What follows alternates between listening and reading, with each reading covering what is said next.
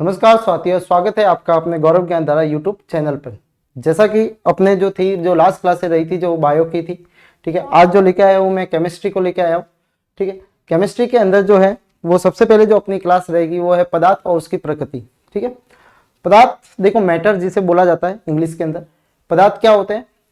पदार्थ वे होते हैं जो एक स्थान को घेरते हैं और उसके अंदर मास होता है, यानी उसका भार होगा, ठीक है। वे सभी पदार्थ जो ऐसे जिसके अंदर भार होता है और वो स्थान को घेरते हैं, उन सबको क्या बोला जाता है? पदार्थ बोला जाता है, ठीक है।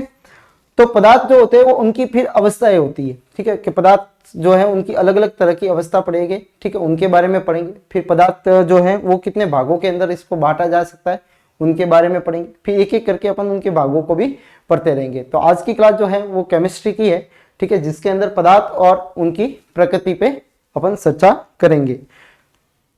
पदार्थ पदार्थ और उनकी प्रकृति, ठीक है। पदार्थ और उनकी प्रकृति के अंदर, ठीक है, वे जाते हैं। पदार्थ की जो परिभाषा जो होती है पदार्थ की, जिसके अंदर वे पदार्थ जो स्थान घेरते हैं एवं उनका द्रव्यमान हो,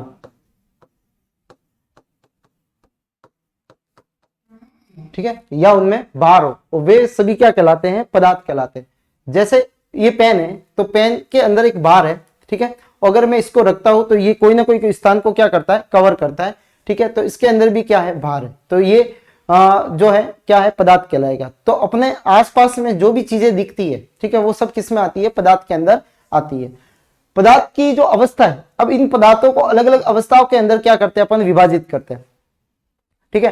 तो पदार्थ की अवस्थाओं के अंदर जब इनको विभाजित करते हैं तो इनमें कणों की उपस्थिति, ठीक है, के बीच में क्या लगता है? कि बल लगता है, जिसको बोलते हैं अंतर आणविक आकर्षण बल होता है। कौन सा होता है? अंतर आणविक आकर्षण बल होता है, जो उस कणों के मध्य में लगता है, ठीक है। पदार्थ जो होते हैं वो कणों से मिलकर बने हुए होते हैं। पदार्थ जो होते हैं वो कणों से मिलकर बने हुए होते हैं। पदार्थ कणों से मिलकर बनते हैं, मिलकर बने रहते हैं, ठीक है। जो बने होते हैं कणों से मिलकर बने हुए होते हैं। इनके आणों जो कण जो है वो आपस में क्या करते हैं? बल लगता है उनके बीच में, और वो आपस में बल के कारण आपस में क्या करेंगे? बंधे हुए रहते हैं। उस बल को अंतर आणविक आकर्षण बल कहा जाता है, ठीक है। जो अंतर आणविक आकर्षण बल है, इनके कारण ही अवस्थाएं बनती है, ठीक है। अगर ये ज्यादा होगा तो वो वस्तु ठोस कहलाती है, अगर ये कम होता है तो उसको द्रव कहा जाता है, और बहुत ज्यादा अगर कम है तो उसको गैस कहा जाएगा, ठीक है। तो इसी तरह से इनके आधार पर ही इनको तीन अवस्थाओं के अंदर बांटा है। एक तो ठोस, ठीक है, द्रव एवं गैस, तीन अवस्थाओं के अंदर बांटा है। तो मेनली जो तीन अवस्था पाई जाती है किनकी? पदार्थों की। तो पदार्थों की तीन अवस्था है, ठोस, द्रव और गैस, ठीक है। Solid, liquid and gas. Solid, liquid and gas, ठीक है। ये तीन अवस्था जो होती है वो पाई जाती है किसी भी पदार्थों में, ठीक है। इसके अलावा भी दो स्टेज और है, जिसको बोला जाता है प्लाज्मा और बोस आइंस्टीन कंडेंसेंट, ठीक है, जिसको बीईसी कहा जाता है, ठीक है। तो टोटल मिला के अगर देखें तो कितनी अवस्था होती है? 5 अवस्था पाई जाती है, ठीक है। ठोस, द्रव, गैस, प्लाज्मा और बीईसी, जिसको बोलते हैं बोस आइंस्टीन, ठीक है, कंडेंसेंट। वैज्ञानिकों के प्रयोग एवं खोजों के आधार पर पदार्थों की दो और अवस्थाओं की खोज की गई है, ठीक है। तीन तो है ठोस, द्रव, गैस, और इसके अलावा जो है वो है प्लाज्मा एंड बीईसी। बीईसी जिसको बोला जाता है बोस आइंस्टीन कंडेंसेंट बोला जाता है, याद रखना, इंपॉर्टेंट है, ठीक है। बीईसी सबसे पहले ये इन कुल जो अवस्था है वो कितनी मानी गई है? 5 मानी गई है। अब कितनी मानी गई है? 5, ठीक है, जिसके अंदर प्लाज्मा और बीईसी को भी क्या किया गया है? शामिल किया गया है। पहली है ठोस अवस्था, जिसको बोलेंगे अपन सॉलिड फेज, सॉलिड, ठीक है। देखो सॉलिड में अगर देखने जाए, सपोज मान लो ये सॉलिड की कोई आकृति है, ठीक है। इनके अंदर जो अणु होते हैं वो बिल्कुल पास पास में पाए जाते हैं,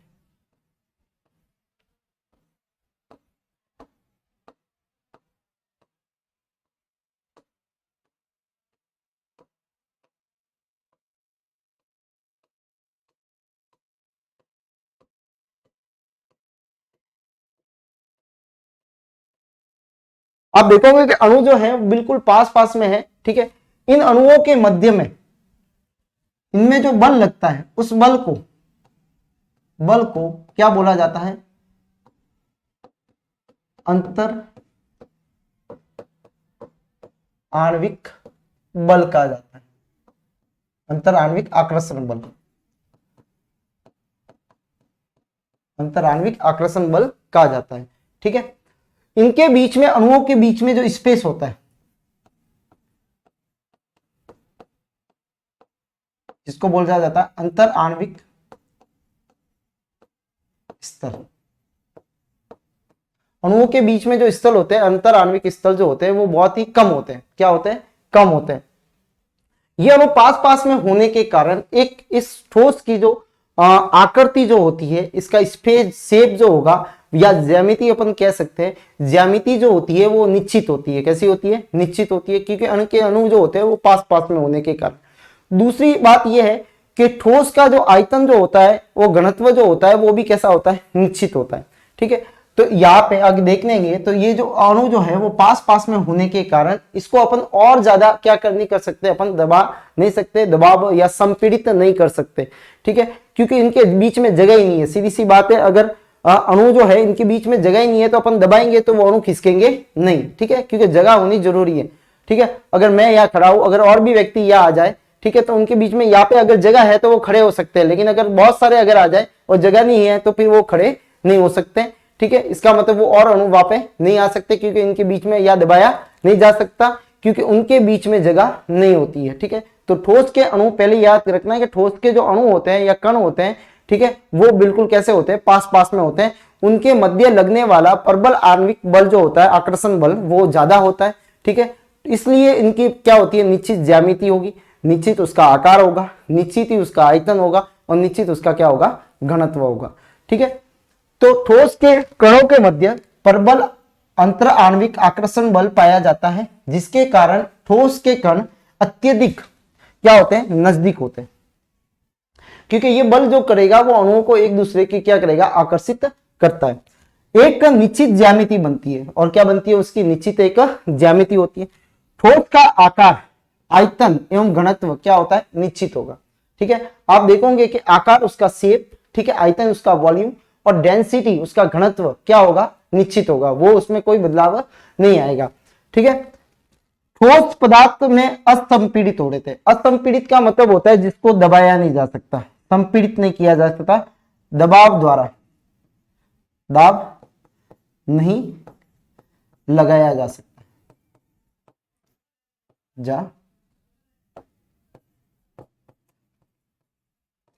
ठीक है। तो ठोस को, इस पेन को अगर मैं दाब कर दबाऊं तो ये पेन जो होगी वो अभी नहीं दबेगी। क्यों? क्योंकि ये सॉलिड में। क्यों? क्योंकि सॉलिड में है, इनके अणु जो है वो बिल्कुल पास पास में है, ठीक है। तो ये ठोस की ये खासियत होती है कि उनका घनत्व ज्यादा होता है, ठीक है, घनत्व ज्यादा होता है।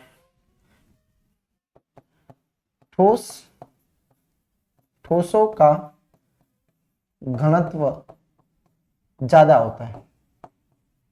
कैसा होता है? ज्यादा होता है, ठीक है। दूसरे के मुकाबले में गैस, द्रव, ठीक है, इनके मुकाबले में इनका घनत्व ज्यादा होता है। ठोस अवस्था ताप के कारण परिवर्तित हो सकती है, ये इंपॉर्टेंट। अगर सपोज मान लो ज्यादा अगर ताप दे तो ये जो इनके बीच में जो ये बल है, इस बल के कारण ये कैसा हो जाता है? वीक हो जाता है या कमजोर हो जाता है। क्या हो जाएगा? कमजोर हो जाएगा। किसके कारण? ताप के कारण। ताप के कारण, ठीक है, ये बल क्या हो जाता है? कमजोर हो जाएगा, ठीक है। जैसे ये कमजोर हो जाएगा तो इसके जो बंध जो होंगे, वो अणुओं के बीच में जो बंध होंगे वो क्या हो जाएंगे? टूटने स्टार्ट हो जाएंगे ताप के कारण। और ताप के कारण जो अणु जब टूटेंगे तब क्या होगा कि इनके अणु जो होंगे वो एक दूसरे से दूर हटते जाएंगे, और दूर हटने से, ठीक है, ये अवस्था में परिवर्तन को लाया जाता है, ठीक है। यानी ताप अगर बढ़ाते हैं तो बंध जो होते हैं, क्योंकि सीधी सी बात है, जब किसी अणु को ताप दी जाती है तो उसकी काइनेटिक एनर्जी जो होती है वो बढ़ती है। ताप के कारण, ठीक है, अणु की गतिज ऊर्जा बढ़ती है। अणु की गतिज ऊर्जा बढ़ती है, ठीक है। तो सीधी सी बात है, गतिज ऊर्जा जिसको बोलते हैं अपन काइनेटिक एनर्जी,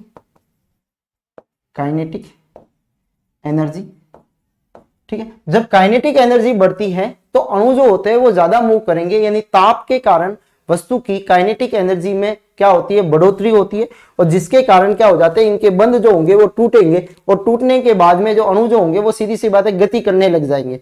यानी अवस्था क्या हो जाएगी, जब अवस्था जो होगी वो परिवर्तित हो जाएगी, जो ठोस अवस्था है वो किस में आ जाएगी, द्रव अवस्था के अंदर आ जाएगी। ठीक है, तो ताप के कारण अपन क्या कर सकते हैं, इसमें परिवर्तन कर सकते हैं। दूसरा है दाब के कारण ठोस अवस्था में कोई परिवर्तन नहीं होता। जैसे दाब का मतलब है जिसको अगर मैं दबाऊं, ठीक है, तो इसकी अवस्था के, इसके आकार के अंदर कोई परिवर्तन नहीं होने वाला है। ठीक है, इसलिए ठोस कैसे होते हैं, असंपीड़ित होते हैं, असंपीड़ित। ठीक है, ये आया कि दाब नहीं लगाया जा सकता, यहाँ पे भी वही लिखा, दाब ठोस अवस्थाओं में परिवर्तन नहीं किया जा सकता दाब के कारण। ठीक है, इन दाब नहीं लगाया जा सकता। ठीक है, लेकिन दाब के कारण क्या होगा, इसमें कोई परिवर्तन भी नहीं आता है। ठोस सामान्यतः कैसे होते हैं, कठोर होते हैं। ठोस कैसे होते हैं, कठोर होते हैं। ठीक है, तो देखो सबसे पहला ये है, पदार्थ जो होते हैं वे कहलाते हैं जो स्थान को क्या करते हैं, घेरते हैं। ठीक है, दूसरी चीज, इन स्थान को घेरते हैं यानी इनके बीच में, अणुओं के बीच में क्या होता है, जो पदार्थ होते हैं उनके अणुओं से मिलकर बने हुए होते हैं, उन अणुओं के मध्य में एक बल पाया जाता है जिसको क्या बोला जाता है, अंतर आणविक बल कहा जाता है। ठीक है, और यही अंतर आणविक बल देखो जो होगा वो क्या करेगा, अणुओं को पास में रखने की क्या करेगा, इनमें क्षमता होती है, जिसके कारण ये अट्रैक्शन फोर्स होता है। ठीक है, क्या बोलते हैं इसको, इंटरमॉलिक्यूलर अट्रैक्शन फोर्स कहा जाता है। ठीक है, इसको क्या बोला जाता है, intermolecular attraction force, intermolecular attraction force कहा जाता है, अट्रैक्शन फोर्स। इस फोर्स के कारण, इस बल के कारण अणु जो होते हैं वो आपस में बंधे हुए रहते हैं। इन अणुओं के आधार पर क्या किया जाता है, इनको 3 भागों के अंदर बांटा गया, ठोस, द्रव और gas, solid, liquid and gas के अंदर बांटा गया है। ठीक है, इससे वैज्ञानिकों ने और डिस्कवर करके 2 और अवस्थाओं की खोज की है, जिसका पहला नाम है प्लाज्मा, ठीक है, और दूसरा नाम है बीईसी। ठीक है, जिसको बोला जाता है बोस आइंस्टीन कंडेंसेंट बोला जाता है। तो टोटल इन दोनों को मिलाकर अपने पास में जो अवस्था हो जाती है वो कितनी हो जाती है, 5 अवस्था हो जाती है। ठीक है, अब सबसे पहली जो अवस्था अपन लेते हैं वो है सॉलिड। ठीक है, ठोस सब जने जानते हैं, ये सिंपल है। ठीक है, यानी इनके अणुओं के मध्य ज्यादा आकर्षण होगा, इसलिए ये ठोस है, क्योंकि इनके अणुओं के बीच में जगह नहीं है। ठीक है, इसलिए इसको अपन दबा नहीं सकते। ठीक है, तो दाब का असर इसमें होगा नहीं, यानी संपीड़ित नहीं होगा। जब दाब का असर नहीं होगा तो संपीड़न नहीं होगा। ठीक है, इसलिए इनकी आकृति, ठीक है, इसकी आकृति या निश्चित ज्यामिति क्या होती है, निश्चित होती है, आकार इसका निश्चित होता है। ठीक है, आयतन इसका निश्चित होता है, घनत्व यानी डेंसिटी जो होती है वो भी क्या होती है, इसकी निश्चित होती है। ठीक है, इसलिए ठोस जो होते हैं वो क्या होते हैं, कठोर प्रकृति के होते हैं।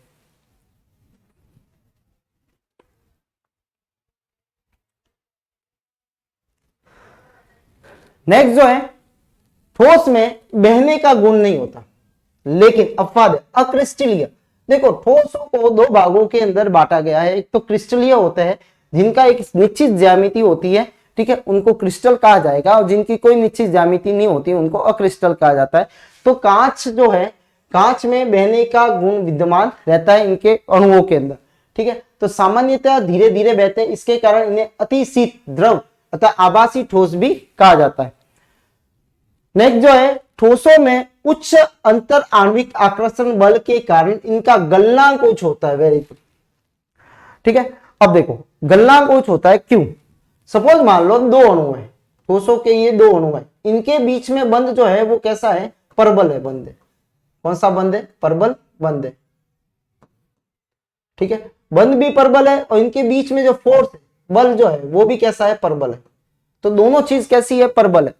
ठीक है, अगर कोई व्यक्ति को अगर अपन रस्सियों से बांधे, ठीक है, एक तो हाथ अपने जैसे पास में खड़े हैं, दूसरा जो है वो हाथ को मिलाया हुआ है, और तीसरा जो है एक दूसरे के हाथ के अंदर हाथ डाले हुए।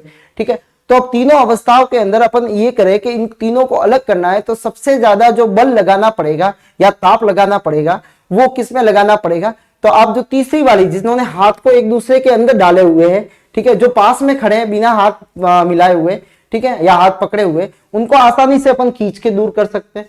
जो हाथ पकड़े हुए हैं उनको खींचने में अपने को थोड़ा सा बल लगाना पड़ेगा। ठीक है, लेकिन जो हाथ में हाथ डाल के खड़े हैं एक दूसरे के हाथ, ठीक है, तो उनको हटाना बहुत ही मुश्किल हो जाता है, तो उसके लिए ज्यादा बल लगाने की जरूरत होती है। इसका मतलब क्या होता है कि जब इन बंधों को तोड़ना होगा, यानी इस अवस्था में परिवर्तन करेंगे, तब इसका गलनांक का मतलब होता है कि वह बिंदु जिसपे ठोस जो होते हैं द्रव अवस्था में परिवर्तित होते हैं उसको गलनांक कहा जाता है। ठीक है, गलनांक की परिभाषा क्या है? गलनांक क्या होता है? ताप होता है। वह ताप जिस पर ठोस किसमें बदलता है? द्रव में परिवर्तित होते हैं। द्रव में परिवर्तित होता है, वह उसका क्या कहलाता है? गलनांक कहलाता है। तो सीधी सी बात है, इन अणुओं को तोड़ने के लिए इनमें ज्यादा दोस्ती है, तो इनके दोस्ती जो तोड़ने के लिए अगर देखें तो ज्यादा बल लगाने की जरूरत पड़ेगी। यानी जो भी ठोस होंगे उनका गलनांक कैसा होगा? उच्च। तो उच्च होने का कारण क्या है? क्योंकि इनके बीच में जो बंध है, देखो गलना मतलब वो उनके अणु जो होंगे वो दूर दूर जाएंगे। ठीक है, अब दूर दूर जाएंगे तो किसके कारण जाएंगे? ताप के कारण जाएंगे। ठीक है, तो ताप जो होगा, इनके ताप यानी इसको गलाने के लिए, क्योंकि इनके बीच में जो बल जो है वो काफी मजबूत है, उच्च अंतर आणविक आकर्षण बल होता है, इनको तोड़ने के लिए गलनांकों को क्या रखना पड़ता है? इसका क्या होगा? उच्च होगा, क्योंकि अधिक ताप की क्या पड़ेगी? अपने को जरूरत पड़ेगी। ठीक है, ठोसों का वर्गीकरण ज्यामिति के आधार पर ठोस दो प्रकार के होते हैं। ठीक है, एक तो होता है क्रिस्टलीय ठोस, इनको क्या बोलेंगे अपन? क्रिस्टलीय सॉलिड बोलते हैं। ठीक है, ऐसे ठोस जिनकी ज्यामिति निश्चित होती है, ध्यान रखना, जिनकी ज्यामिति निश्चित होगी वो क्या कहलाते हैं? क्रिस्टलीय कहलाते हैं। जैसे नमक है, नमक के कण देख लो, वो ठोस है, ठीक है, लेकिन उसकी ज्यामिति कैसी है? निश्चित है। हीरा है, बर्फ है, ग्रेफाइट है, ठीक है, तो ये कैसे होते हैं? क्रिस्टलीय कैसे होते हैं? ठोस होते हैं। अक्रिस्टलीय, ठीक है, वे ठोस जिनकी ज्यामिति संरचना अनिश्चित होती है। कैसी होती है? अनिश्चित होती है। जैसे कोयला, इसकी कोई ज्यामिति नहीं होती है। कांच है, ठीक है, रबड़ है, प्लास्टिक है इनकी कोई ज्यामिति नहीं होती है। ठीक है, यानी इनकी निश्चित कोई ज्यामिति नहीं होती है, अलग अलग ज्यामिति इनकी हो सकती है। तो ये क्या कहलाते हैं? अक्रिस्टलीय कहलाते हैं। ठीक है, अब है तरलता गुण। नेक्स्ट जो है वो अपनी रहती है, ठोस के अंदर इतनी ही बातें थी। ठीक है, नेक्स्ट जो अवस्था जो है वो अपनी लिक्विड फेज है। ठीक है, कौन सी है? लिक्विड।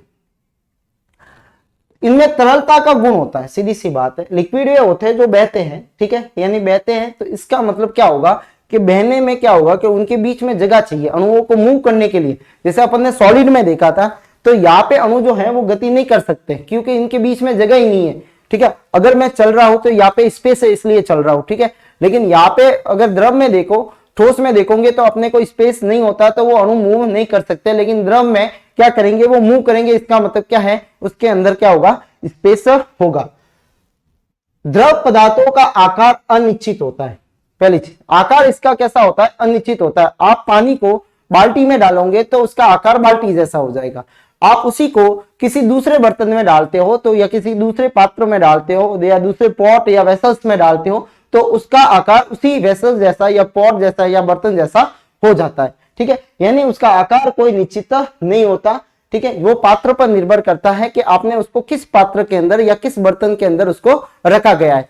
नेक्स्ट जो है वो है कि पदार्थ का आयतन निश्चित होता है। ये निश्चित होगा आयतन। जैसे सपोज मान लो अपन ने 1 लीटर पानी है, उसको बाल्टी में डालते हैं तो वो 1 लीटर ही रहेगा। ठीक है, अगर उस बाल्टी जैसे पानी को अपन दूसरे में डालेंगे तो वो 1 लीटर ही रहेगा, जिसके अंदर भी डालोगे। ठीक है, यानी आयतन में कोई बदलाव नहीं होगा, आकार में बदलाव जरूर हो सकता है। द्रव पदार्थ अवयवी कणों के मध्य आकर्षण बल क्या होता है? कम होता है। सीधी सी बात है, यहाँ पे आकर्षण बल क्या होगा? कम होगा। अगर आप द्रव की देखने जाओगे तो आपको जैसे ये कण है, ये कण है, ये कण है, ठीक है, तो आपके बीच में जैसे ये अणु है, द्रव के अणु, तो इनके बीच में आपको बहुत सारी क्या मिल रही है? जगह मिल रही है, यानी स्पेस मिल रहा है। ठीक है, जिसको क्या बोलेंगे अपन? इंटरमॉलिक्यूलर स्पेस बोला जाता है। क्या बोला जाता है? Intermolecular space. इंटरमॉलिक्यूलर स्पेस बोला जाता है। ठीक है, क्या बोला जाएगा? इंटरमॉलिक्यूलर स्पेस बोला जाता है। ये स्पेस जो होता है वो कैसा होगा? वो इनके अंदर पाया जाता है। ठीक है। ठोसों के अंदर बहुत ही कम होता है, ना के बराबर होता है, ठीक है। लेकिन द्रव के अंदर आप देखोगे तो इनके मध्य में क्या पाया जाता है, स्पेस पाया जाता है, यानी स्थल पाए जाते हैं, अंतर आणविक स्थल पाए जाते हैं, अंतर आणविक स्थल क्या होते हैं, पाए जाते हैं, ठीक है। अंतर आणविक स्थल होता है। इन अणुओं की अगर आप देखने जाओ तो गतिज ऊर्जा भी क्या होगी, ज्यादा होगी ठोसों के मुकाबले में। अणुओं की गतिज ऊर्जा ज्यादा होती, ज्यादा ठोस से, ठोस से इनकी गतिज ऊर्जा भी क्या होगी, ज्यादा होगी, ठीक है। गतिज ऊर्जा भी क्या होगी, इसकी ज्यादा होगी। नेक्स्ट जो है, अगर आप देखो कि ये द्रव जो होते हैं वो असंपीड़ित होते हैं, ठीक है। इनमें भी संपीड़ित के गुण क्या होते हैं, थोड़े से कम होंगे ठोस के मुकाबले, ठीक है। द्रव में सबसे ज्यादा जो होता है वो बहने का गुण होता है, ठीक है। असंपीड़ित द्रव होते हैं, ठीक है। इन द्रव को अपन दबाए दाब में नहीं कर सकते, ठीक है। लेकिन इसको अगर अपन क्या करें, दो चीजें करनी पड़ेगी, तापमान को कम करना पड़ेगा और दाब को बढ़ाना पड़ेगा, तो ये द्रव हो सकते हैं किसमें, परिवर्तित ठोस के अंदर। एक शब्द आता है सयांता, जिसको बोलते हैं अपन विस्कोसिटी। क्या बोला जाता है, विस्कोसिटी बोला जाता है। विस्कोसिटी या सयांता, सयांता का मतलब होता है द्रवों के अंदर जो बहने की प्रकृति होती है उसको सयांता बोला जाता है, ठीक है। बहते हैं, ठीक है, तो उनको क्या बोला जाता है, श्यान द्रव कहा जाते हैं, ठीक है। ये सतहों के मध्य, द्रव की सतह और जिसकी सतह पे द्रव बह रहा है, उन दोनों के मध्य में क्या होता है, घर्षण बल होता है। क्या होता है, एक घर्षण बल काम करता है, उसको सयांता बोलते हैं। जिसकी सयांता ज्यादा होती है, इसका मतलब वो द्रव जो होता है वो गाढ़ा होगा, ठीक है, यानी उसके अणु बहुत पास पास में होंगे, ठीक है। तो उसके बहने की प्रकृति क्या होगी, कम होगी, ठीक है। जिसकी सयांता ज्यादा है तो उसके बहने की प्रकृति क्या होगी, कम होगी, ध्यान रखना, ठीक है। सयांता जिसकी अधिक है, सयांता जिसकी कम है। जैसे आप देखो कि जैसे जल है, ठीक है, उसके बाद में तेल है, ठीक है, उसके बाद में शहद है, ठीक है। अब तीनों में देखो तो सयांता जो होगी वो सबसे ज्यादा जो होगी वो किसमें होगी, सयांता, सयांता सबसे ज्यादा जो होगी वो शहद के अंदर या हनी के अंदर होगी, ठीक है। यानी बहने की गति देखो तो हनी की बहुत कम होगी, तेल की जो होगी वो उससे थोड़ी सी ज्यादा होगी, ठीक है, और जल की क्या होगी, सबसे ज्यादा होगी। तो जल की सयांता बहुत ही क्या होती है, कम होती है, और शहद की सयांता बहुत ही क्या होगी, ज्यादा होगी, ठीक है। पदार्थ तीव्र गति से जो प्रवाहित होते हैं उनकी सयांता कम होती है, ध्यान रखना। जो तीव्र गति से बह रहे हैं उनके अंदर अगर देखने जाओ तो सयांता क्या मिलेगी, उसकी कम मिलेगी। सयांता तरलता पे निर्भर करती है, किस पे निर्भर करती है, तरलता पे निर्भर करती है, ठीक है। जितना ज्यादा तरल होगा उसकी सयांता उतनी ही क्या होगी, कम होगी, ठीक है। तो सयांता बराबर क्या होता है, सयांता जो होती है वो समानुपाती होती है, ठीक है। मैं यहां लिख देता हूं, सयांता समानुपाती होती है 1 तरलता के। किसके समानुपाती है, 1 तरलता के। तरलता जितनी ज्यादा होगी सयांता उतनी ही क्या होगी, कम होगी, ध्यान रखना, सयांता उतनी ही क्या होगी, कम होगी। यानी तरलता बढ़ती है तो क्या होगा, सयांता उसमें क्या होगी। अगर शहद है, कोई गाढ़ा लिक्विड है, उसमें पानी डाल दो तो वो तरल हो जाएगा, ठीक है। पहले आपको जेली टाइप में नजर आएगा, लेकिन उसमें पानी डाल के उसका घोल बना दो और पानी डालते रहो, ठीक है। अब उससे जो जेली टाइप में उसको बहाओ और एक वो जो अपने मिक्सर किया है उसको बहाओ, तो आप देखोगे कि पानी ज्यादा है, यानी तरलता ज्यादा होने पे उसकी सयांता क्या होगी, कम होगी, यानी वो ज्यादा जल्दी से बहेगा। तरलता बनने पर सयांता घटती है, तरलता बनने पर क्या होती है, सयांता घटती है, ठीक है। तो ये थी अपने द्रव अवस्था, ठीक है। तो द्रव अवस्था के अंदर जो अणुओं की गतिज ऊर्जा जो होती है वो ठोसों के मुकाबले में क्या होगी, ज्यादा होगी, ठीक है। दूसरी चीज ये होती है कि इनके बीच में जो इंटरमोलिकुलर स्पेस जो मिलता है या अंतर आणविक जो स्थल होता है वो कैसा होता है, थोड़ा सा ज्यादा होता है, किसके मुकाबले में, ठोसों के मुकाबलों में। इनमें जो डेंसिटी जो होती है, घनत्व जो होता है वो ठोसों के मुकाबले में कैसा होता है, कम होता है। तो घनत्व कैसा मिलता है, कम मिलता है। घनत्व अगर ठोस से, घनत्व ठोस से कम होता है, ठोसों से कैसा होगा, कम होगा, ठीक है। ठोसों से घनत्व क्या होता है, कम होता है। फिर आप देखोगे कि इसका आयतन जो होता है वो निश्चित होता है, लेकिन आकार कोई निश्चित नहीं होता। आप जिस बर्तन में डालोगे उसका आकार उस तरह का हो जाएगा, ठीक है। तो आप यह देखते हो कि सब दूसरा संपीड़ित में भी इसमें नहीं होता। संपीड़ित करने के लिए इसमें क्या करना पड़ेगा आपको, कम तो दाब तो क्या करना पड़ेगा आपको, ज्यादा दाब अधिक करना पड़ेगा, और ताप को क्या करना पड़ेगा, कम करना पड़ेगा। तब द्रव जो होगा वो क्या हो सकता है, अपने द्रव अवस्था से ठोस अवस्था में आ सकता है, ठीक है। तो ये श्यानता प्रकृति होती है, ठीक है। जो दो सतहों के बीच में जो घर्षण है, द्रव और जिस पे वो बह रहा है, उन दोनों सतहों के बीच में जो घर्षण होगा उसको श्यानता बोलेंगे, ठीक है। तो घर्षण जितना ज्यादा होगा यानी वो कम बहेगा, तो यानी श्यानता उसकी क्या होगी, अधिक होगी, ठीक है। और तरलता जितनी ज्यादा होगी श्यानता उतनी ही क्या होगी, कम होगी।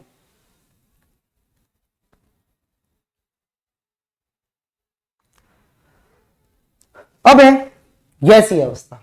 नेक्स्ट गैसीय अवस्था, ठीक है। गैसेस जो होते हैं, गैस जो होती है उनके अंदर आप देखने जाओगे तो गैस के अंदर पहली चीज कि इनके अणुओं के मध्य जो स्पेस जो होगा वो बहुत ही ज्यादा होता है। अणुओं के मध्य जो स्पेस होता है वो बहुत ही ज्यादा होता है। ये क्योंकि अणुओं के मध्य मध्य रिक्त स्थल ज्यादा होता है। क्यों ज्यादा होता है, क्योंकि गतिज ऊर्जा ज्यादा होती है। अणुओं की गतिज ऊर्जा क्या होगी, है ज्यादा होती है। यानी यहाँ के अणु जो होते हैं वो बहुत क्या करेंगे, रैंडमली क्या करते हैं, गति करते रहते हैं। क्या करते रहते हैं, गति करते रहते हैं, ठीक है। तो अंतर कणुओं के मध्य, इन अणुओं के मध्य या इन कणों के मध्य जो अंतर आणविक आकर्षण बल का मान बहुत ही क्या होता है, कम होता है, ठीक है। कण जो होते हैं बहुत दूर दूर होते हैं, देख लो दूर दूर है, ठीक है। गैसीय अवस्थाओं में आकार व आयतन दोनों अनिश्चित होता है, कोई नहीं होता। अगर मैं कहूं कि एक बर्तन है उसके अंदर 1 किलो गैस, ठीक है, तो जैसे मेरे हाथ में, अब जैसे हाथ खोलेंगे तो गैस तो चली जाएगी, यानी कोई इसका आकार ना तो निश्चित और गैस का कोई आकार भी नहीं है, ठीक है। अगर धुआं उठ रहा है तो धुएं का कोई आकार नहीं होगा, ठीक है। तो गैस का कोई आकार नहीं होता है। जैसे वायु है, हाइड्रोजन है, ऑक्सीजन है, नाइट्रोजन है, ये गैस जो है, ठीक है। तो ये जो है वो सब किसमें है, ये सब गैसीय अवस्था में है, ठीक है। गैस गर्म करने पर ठोस द्रव की अपेक्षा अधिक फैलती है, सीधी सी बात है। गैस जो होगी वो क्या होगी, अधिक फैलने की कोशिश करेगी, क्योंकि इसकी गतिज ऊर्जा और क्या हो जाएगी, बढ़ जाएगी। तो अणु जो होते हैं वो बहुत क्या करेंगे, उसमें काइनेटिक एनर्जी बनने के कारण जो होता है वो बहुत दूर की तरफ क्या करेंगे, मूव करते हैं। इनमें द्रव और ठोस की अपेक्षा अंतर आणविक बल बहुत ही दुर्बल होता है, ठीक है। कैसा होता है, दुर्बल होता है। इनमें संपीड़न का गुण क्या होता है, पाया जाता है, यानी दाब लगा के इसमें परिवर्तन किया जा सकता है। दाब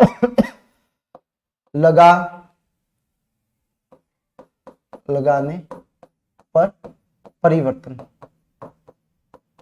परिवर्तन किया जाता है, ठीक है। दाब लगाने पर परिवर्तन हो सकता है इसमें।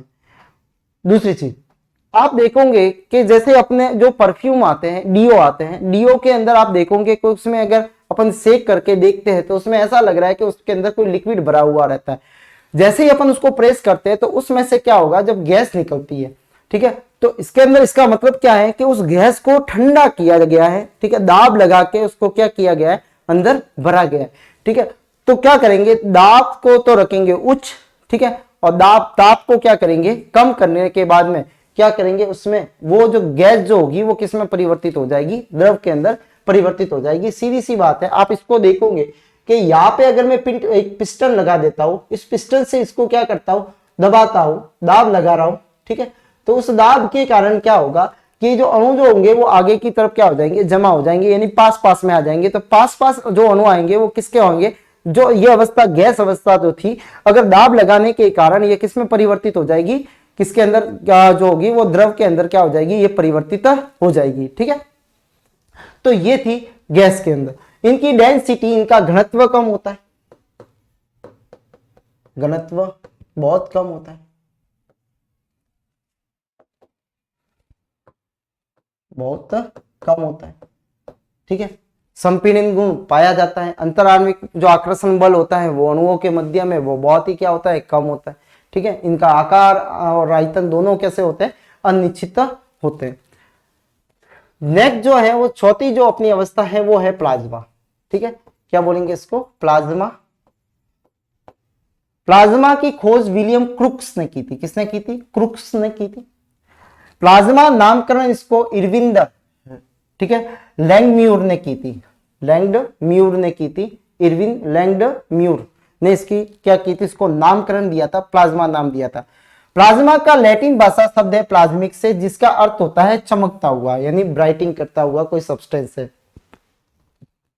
इसको चौथी अवस्था माना गया। कौन सी अवस्था माना गया, इसको चौथी अवस्था माना गया। ब्रह्मांड में सर्वाधिक मात्रा में ये पाई जाने वाली अवस्था। ब्रह्मांड के अंदर जो कण जो होंगे वो किस अवस्था में रहेंगे, प्लाज्मिक अवस्था के अंदर पाए जाते हैं। यह आयनिक अवस्था होती है, यानी यहाँ पे आयंस के रूप में क्या होते हैं, पदार्थ की जो कण जो होते हैं वो आयंस के रूप में पाए जाते हैं। पदार्थ की एकमात्र अवस्था जिसमें आयंस और इलेक्ट्रॉन परस्पर स्वतंत्र रहते हैं। यहाँ पे इलेक्ट्रॉन और ये कैसे रहेंगे, स्वतंत्र रूप से पाए जाते हैं। ठीक है, तो इस अवस्था को क्या बोला जाता है, प्लाज्मिक कहा जाता है। क्या बोला जाता है, प्लाज्मा कहा जाता है। प्लाज्मा पदार्थों की एकमात्र अवस्था है जो पूर्ण रूप से विद्युतीय चालन करती है। देखो क्यों करती है, क्योंकि यहाँ पे क्या मिलते हैं, इलेक्ट्रॉन मिलते हैं, और जिसमें फ्री इलेक्ट्रॉन मिलते हैं, स्वतंत्र रूप से इलेक्ट्रॉन मिलते हैं, वो विद्युत के कैसे होते हैं, सुचालक होते हैं या गुड कंडक्टर होते हैं। किसके, विद्युत के। रेडियो तरंगों के लिए प्लाज्मा उत्तरदायी है। जो रेडियो तरंगे होती है वो भी क्या है, प्लाज्मा। ठीक है, क्योंकि उसमें भी क्या होते हैं, मुक्त आयंस होते हैं। उच्च ताप के कारण तारों पर भी प्लाज्मा अवस्था पाई जाती है। ताप के कारण आप देखोगे तो उसमें भी इलेक्ट्रॉन क्या होंगे, बाहर की तरफ उत्सर्जित होते हैं। उसके बाद में आप देखोगे कि नियॉन के अंदर CF है, जिसको बोलते हैं अपन कॉम्पैक्ट फ्लोरोसेंस, ठीक है, लाइट होती है। कॉम्पैक्ट फ्लोरोसेंस लाइट है ये। ठीक है, इस फ्लोरोसेंस लाइट के अंदर आप देखोगे कि यहाँ पे CFL जो बल्ब आता है उसके अंदर जो गैस भरी होती है उसको भी कौन सी होती है, वो प्लाज्मा होता है। क्या होता है, प्लाज्मा होता है। नियॉन बल्ब वगैरह आयनिक गैस उसमें भरी जाती है। ठीक है, यानी आयनिक गैस उसमें क्या होती है, भरी जाती है। ठीक है, तो ये क्या है, आयनिक जो होते हैं वो क्या होते हैं, प्लाज्मा होते हैं। ठीक है, तो ये थी प्लाज्मा। प्लाज्मा के वह जो प्लाज्मा की खोज जो थी वो किसने की थी, विलियम क्रुक्स ने की थी, और इसका नामकरण तो था वो इरविन द लैंगम्यूर ने दिया था। ठीक है, लैंगम्यूर ने दिया था। लैटिन भाषा में इसका मतलब है चमकता हुआ। ठीक है, और इसे चौथी अवस्था है, सर्वाधिक मात्रा में पाई जाने वाले, ब्रह्मांड में ये सर्वाधिक मात्रा में पाए जाते हैं। ठीक है, ये आयनिक होते हैं और एकमात्र अवस्था है जिसमें आयंस तथा इलेक्ट्रॉन परस्पर कैसे होते हैं, स्वतंत्र पाए जाते हैं। ठीक है, तो ये इसकी परिभाषा भी है। प्लाज्मा एकमात्र अवस्था है जिसमें पूर्ण रूप से विद्युत का सुचालक होती है, यानी विद्युत की कैसी होती है, ये चालन करती है। रेडियो तरंगे जो है वो प्लाज्मा का उत्तरदायी है। उच्च ताप के कारण तारों के अंदर भी प्लाज्मा अवस्था पाई जाती है। उसके बाद में नियॉन है, CFL कॉम्पैक्ट फ्लोरोसेंस लाइट जो है, उनके अंदर भी जो गैस भरी जाती है वो किस रूप में होती है, वो आयनिक रूप में होती है, प्लाज्मा के रूप में पाई जाती है। ठीक है,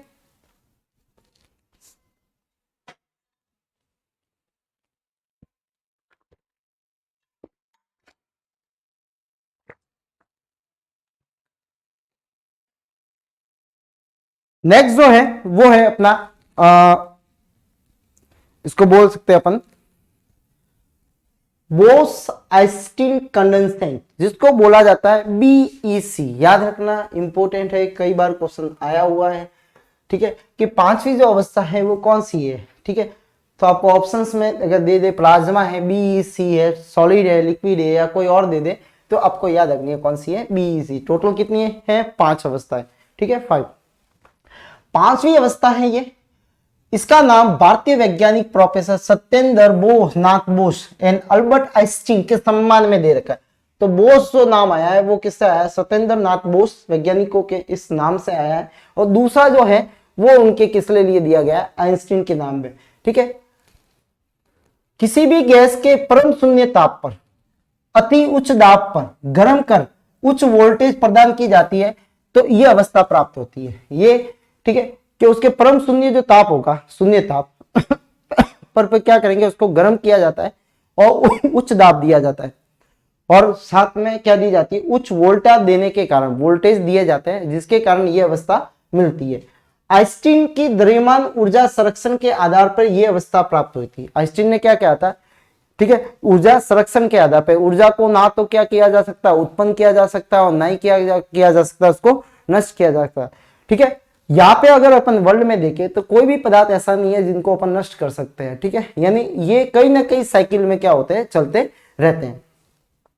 वर्ष 2001 के अंदर एरिक द कर्नल, ठीक है, उल्फगैंग्स, ठीक है, कैट्रेल, कॉल ई वेमन्स ने सर्वप्रथम बीईसी अवस्था बनाई थी।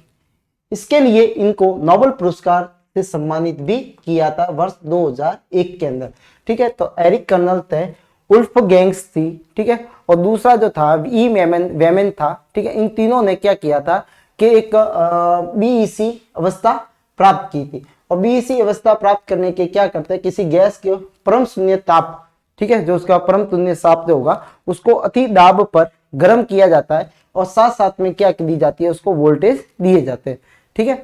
तो ये जो है वो अपने यहाँ पे देखिए उनको बीईसी जिसको बोला जाता है बोस आइंस्टीन कंडेंसेट, ये अवस्था प्राप्त की जाती है। बोस जो आता है वो सत्येंद्र नाथ बोस जो है, ठीक है, उनके नाम से इनको और ये लिया गया बोस शब्द, ठीक है, और अल्बर्ट आइंस्टीन से आइंस्टीन शब्द लिया गया है। नेक्स्ट है पदार्थों की अवस्था में परिवर्तन। पदार्थ जो होते हैं वो अवस्था में क्या होते हैं, उनमें परिवर्तन होते रहते हैं, ठीक है। अवस्था के अंदर परिवर्तन के अंदर देखो कि जो ठोस जो है अगर उनको अगर क्या करें, उनको अपन ताप दे रहे हैं और ताप के कारण क्या होगी, उनके अणुओं में गतिज ऊर्जा प्रदान होती है, ठीक है। यानी गतिज ऊर्जा काइनेटिक ऊर्जा का मान क्या होता है, बढ़ता है।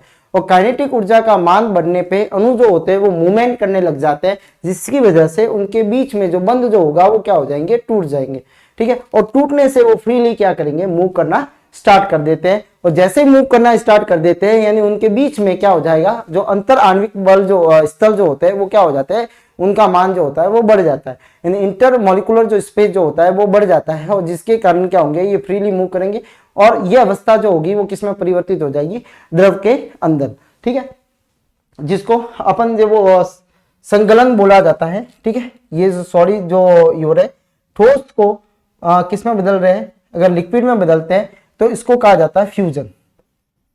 क्या बोला जाता है, फ्यूजन बोला जाता है, गलन बोला जाता है, ठीक है। फिर है आप देखोगे लिक्विड को और अधिक अगर अपन टेम्परेचर देते हैं तो लिक्विड जो होता है वो किसमें बदल जाता है, गैस के अंदर बदल जाता है, जिसको बोलते हैं अपन वेपराइजेशन। क्या बोलते हैं, वेपराइजेशन। वेपराइजेशन का मतलब क्या होगा, वाष्पन। क्या होता है, वाष्पन। फिर अगर गैस को अपन क्या करें और वापस गैस को अगर सॉलिड में ले आते हैं तो इसको बोलते हैं डिपोसिजन। डिपोसिजन, डिपोसिजन का मतलब होता है निक्षेपण, यानी जमा हो गया, जम गया, ठीक है। अब देखो अगर गैस को से अपन वापस किस में जाते हैं, अगर लिक्विड में जाते हैं तो बोलते हैं कंडेंसेशन। क्या बोला जाता है, कंडेंसेशन बोला जाता है, ठीक है, जिसको अपन कंडेंसेशन, ठीक है, इसको बोला गया सगलन, ठीक है, संगलन बोला जाता है। उसके बाद में अगर आप देखो तो ये लिक्विड जो होता है वो किसमें बदलता है, जिसको बोला जाता है सॉलिडिफिकेशन। क्या बोला जाता है, सॉलिडिफिकेशन कहा जाता है। उसके बाद में आप देखोगे कि सॉलिड जो है वो अगर गैस में बदल रहा है तो इसको बोला जाता है सब्लिमेशन। तो देखो ठोस अगर किसमें बदलता है, गैस के अंदर, तो क्या बोला जाएगा, उसको सब्लिमेशन बोला जाता है, ठीक है। अगर गैस जो होता है वो सॉलिड के अंदर बदलता है तब क्या बोला जाता है, डिपोसिजन बोला जाता है। लिक्विड जो है वो अगर गैस में बदलता है तो बोला जाता है वेपराइजेशन, ठीक है। और गैस जो होती है वो अगर लिक्विड में बदलती है तो बोला जाता है कंडेंसेशन। क्या बोला जाएगा, कंडेंसेशन, ठीक है। अगर लिक्विड जो है वो गैस सॉलिड के अंदर बदल रहा है तो बोला जाता है इसको सॉलिडिफिकेशन, ठीक है। और सॉलिड जो है वो लिक्विड में बदलता है, इसको संगलन या क्या बोला जाता है, फ्यूजन बोला जाता है, ठीक है। फ्यूजन का मतलब होता है टूटना, ठीक है। तो ये फ्यूजन होता है। यहाँ पे जो है वो ये अवस्था जो होती है वो क्या हो रही है, परिवर्तित हो रही है, ठीक है। यानी एक अवस्था जो है वो किस अवस्था में परिवर्तित हो रही है। सब्लिमेशन जो है वो याद रखना, इसको उदरपातन भी बोला जाता है, ठीक है। यानी उदरपातन का मतलब होता है कुछ ऐसे सॉलिड होते हैं जिनको गर्म करने पर वो लिक्विड अवस्था में ना जाकर सीधे किस में चले जाते हैं, गैस अवस्था में चले जाते हैं। तो उनको बोला जाता है, इस प्रक्रिया को बोला जाता है सब्लिमेशन। और इनके जो अणु जो परिवर्तित हो रहे हैं, जो पदार्थ परिवर्तित हो रहे हैं, उनको सब्लिमेंट बोला जाता है, उदरपातित बोला जाता है। ठीक है,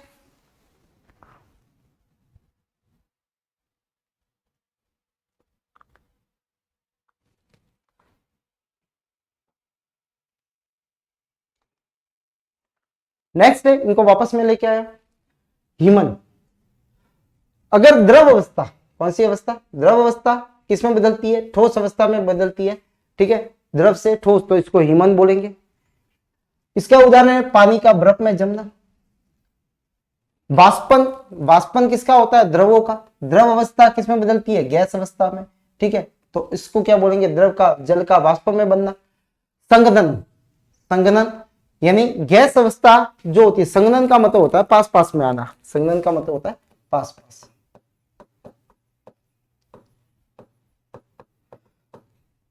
गैसीय अवस्था जो होती है वो किसमें बदलती है, द्रव में बदलती है। ठीक है, जैसे जल वाष्प, ठीक है, उसमें क्या हो गया, वो पास पास में आ गए, तो इनको कंडेंसेशन भी बोला जाता है। क्या बोला, अभी कंडेंसेशन आया था, कंडेंसेशन जो होता है उसको संघनन भी बोला जाता है।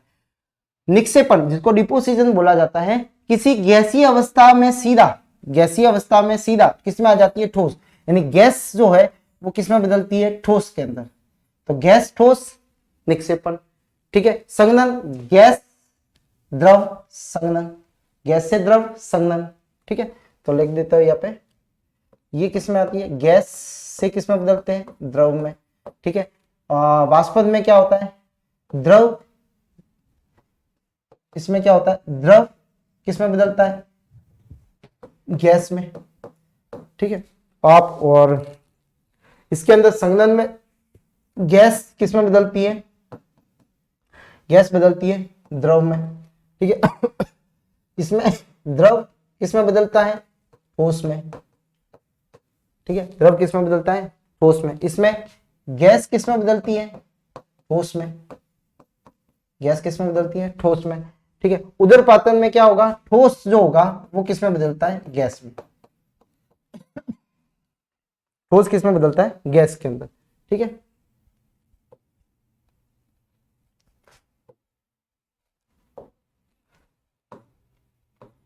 पास पास। उदरपातन याद रखना है, इसको बोला जाता है सब्लिमेशन, सब्लिमेशन। क्या बोला जाता है, सब्लिमेशन बोला जाता है। ठीक है, और ये इसमें अंदर जो एग्जाम्पल जो है वो है कपूर, नौसादर और आयोडीन। ठीक है, ये जो होते हैं कुछ ऐसे पदार्थ है जो सीधा ठोस जो होता है वो किसमें बदल जाता है, गैस के अंदर बदल जाता है। निक्षेपण में गैस जो होती है वो ठोस में बदलती है। संघनन में क्या होता है, गैस जो होती है वो द्रव में, संघनन में पास पास। ठीक है, इसमें क्या होता है, वाष्पन में द्रव किसमें बदलता है, गैस में बदलता है। ठीक है, और ह्यूमन में क्या होता है, द्रव जो होता है वो किसमें बदलता है, ठोस के अंदर बदलता है। ठीक है, तो ये अवस्था एक दूसरे में क्या होती है, परिवर्तित होती है। ठीक है, नेक्स्ट जो है वो है जैसे मैटर है। मैटर का मतलब है पदार्थ। पदार्थ, पदार्थ को कितने भागों के अंदर, दो भागों के अंदर बांटा गया। एक तो है प्योर सब्सटेंस यानी शुद्ध पदार्थ, शुद्ध। ठीक है, और दूसरा जो होता है मिक्सर, जिसको बोलते हैं अपन मिश्रण। क्या बोलेंगे, मिश्रण।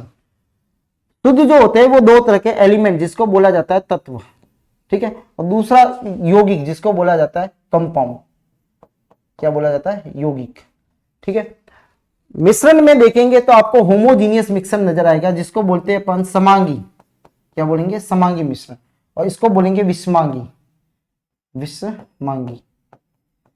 ठीक है, विषमांगी यानी समांगी और विषमांगी दो तरह के मिश्रण है। ठीक है, अब देखो प्योर सब्सटेंस में एलिमेंट आते हैं। एलिमेंट तत्व, तत्व वे होते हैं जिसमें एक ही प्रकार के क्या पाए जाते हैं, परमाणु पाए जाते हैं, वे एलिमेंट कहलाते हैं। क्या कहलाते हैं, एलिमेंट कहलाते हैं, जिसमें एक ही प्रकार के क्या पाए जाते हैं, परमाणु पाए जाते हैं। जैसे मेटल है।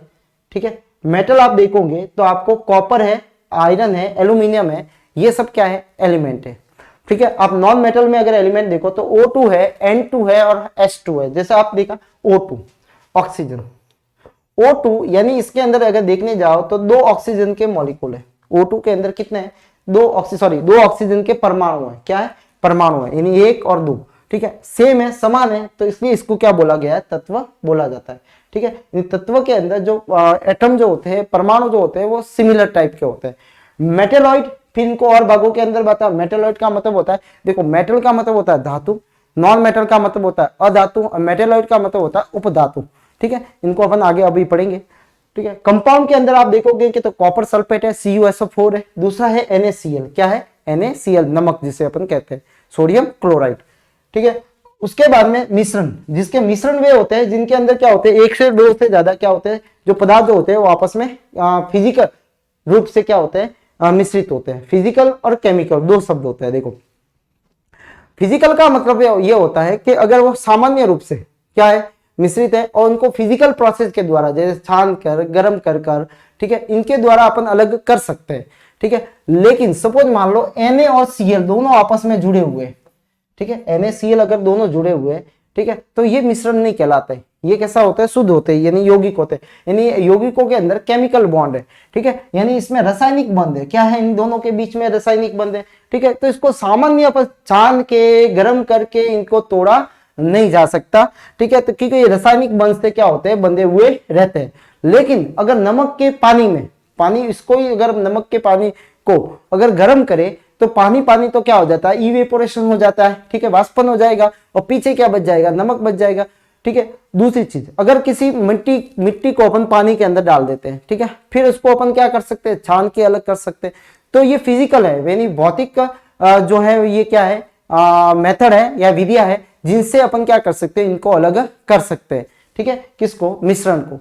लेकिन इनको यौगिकों को अपन अलग नहीं कर सकते सामान्य फिजिकल मेथड द्वारा। इनको रासायनिक तौर पे ही क्या कर सकते हैं, अपन अलग कर सकते हैं। ठीक है, एक होता है होमोजीनियस मिक्सर, जिसमें यूनिफॉर्म कंपोजिशन होती है, यानी संगठन जो होता है वो यूनिफॉर्म होता है, यानी समांगी पाया जाता है। ठीक है, दूसरा होता है नॉन यूनिफॉर्म जो होता है, यानी विषमांगी पाया जाता है। ठीक है, जैसे सपोज मान लो अपन एक पानी के अंदर जब शुगर मिलाते हैं, शुगर यानी शक्कर जो अगर मिलाते हैं, शक्कर मिलाने के बाद में, ठीक है, आपको उस पानी के अंदर आपको शक्कर के दाने या उसके अणु आपको दिखाई नहीं देंगे। ठीक है, यानी उसके अंदर कोई सेपरेशन बाउंड्री नहीं होती है। ठीक है, यानी उसके अंदर आपको सॉल्यूट के पार्टिकल्स दिखाई नहीं दे रहे हैं। ठीक है, तो वो कौन सा मिक्सर होता है, होमोजीनियस मिक्सर होता है। जैसे आप अल्कोहल और वाटर को, ठीक है, पानी में अल्कोहल अगर डालते हैं तो आपको अल्कोहल के जो अणु होंगे वो पानी के अंदर दिखाई नहीं देंगे, आपको दोनों एक जैसे ही दिखाई देंगे। यानी आप उसमें सेपरेशन यानी अलग अलग इसको नहीं कर सकते हो। ठीक है, तो उसका मतलब वो कौन सा मिश्रण है, समांगी मिश्रण होता है। विषमांगी मिश्रण में ये होता है कि जो आपने घोला है जिसके अंदर, ठीक है, उसके घुले हुए जो पार्टिकल्स के हैं वो आपको आसानी से अपनी आंखों से क्या करेंगे, दिखाई देंगे। ठीक है, या उसमें टिंडल इफेक्ट भी दिखाई दे सकता है। ठीक है, तो ऐसे जो मिक्सर होते हैं उनको विषमांगी मिक्सर क्या कहा जाता है, विषमांगी मिश्रण कहा जाता है। जैसे आपने पानी के अंदर मिट्टी डाल देते हो, ठीक है, तो मिट्टी आपको दिखेगी कि नहीं दिखेगी, दिखेगी, सीधी सी बात है, मिट्टी आपको दिखेगी। ठीक है, अगर आप पानी के अंदर ऑयल डाल देते हो तो ऑयल भी आपको दिखेगा, ऑयल भी आपको क्या करेगा, दिखेगा। ठीक है, तो ये जो मिक्सर है वो किस में आते हैं, ठीक है, अपने इसके अंदर जैसे वुड है, ब्लड है, ब्लड के अंदर भी आपको कण जो होते हैं वो दिखते हैं। तो इसका मतलब क्या है कि ब्लड भी एक तरह का कौन सा मिक्सर है या मिश्रण है, जिसको बोलेंगे अपन विषमांगी। ठीक है, तो जिसी सीधी सी बात है, समांगी और विषमांगी में एक ही अंतर है, क्या कि जो घोले हुए पार्टिकल्स है आपको उसमें अवस्थाओं में कोई परिवर्तन नजर नहीं आता है। ठीक है, ना उसके सॉलिड के पार्टिकल आपको दिखाई देंगे, तो वो समांगी मिश्रण होता है। ठीक है, और जिसके अंदर आपको घुले हुए पार्टिकल्स के अणु अगर दिखाई देते हैं तो वो कौन सा होता है, विषमांगी मिश्रण होता है। ठीक है, तो ये दो तरह के मिश्रण होते हैं, और शुद्ध जो होते हैं वो एलिमेंट और कंपाउंड होते हैं। नेक्स्ट है तत्व। ठीक है, तत्व,